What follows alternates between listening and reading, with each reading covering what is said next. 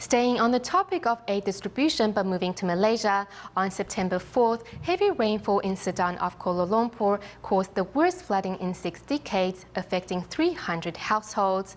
The Tzu-Chi Kuala Lumpur and Selangor chapter soon mobilized volunteers to visit flood victims and handed out relief items and emergency cash. After the floods receded, every household put out soaked items under the sun to dry. Speaking of the worst flooding in 6 decades, many residents are still terrified. I never faced any flood before. We also scared. Every day I see the clouds before I sleep. I see whether is it going to rain. It's very scary for us.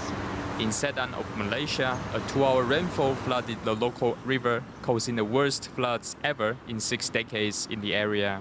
It is estimated that 300 households were affected with losses of property. Thankfully, there were no casualties. It's very strong. The flood was so strong that it broke my door. My daughter is this tall. If the water came in, I don't know how I would get her out.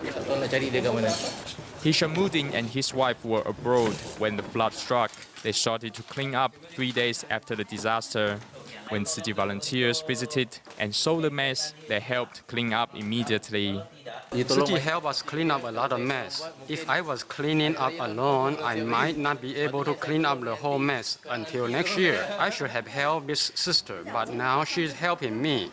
Upon hearing of the floods, on the next day, Tzu-Chi volunteers started to survey the disaster area and hand out blankets and emergency cash to 183 households.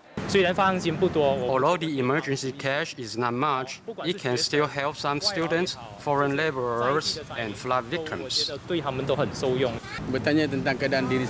I really admire Tzu-Chi, who is willing to provide assistance. Though the emergency cash is not much, it's meaningful. As the flood victims are rebuilding their homes, Tzu-Chi brings love and care to help relieve the terrified residents.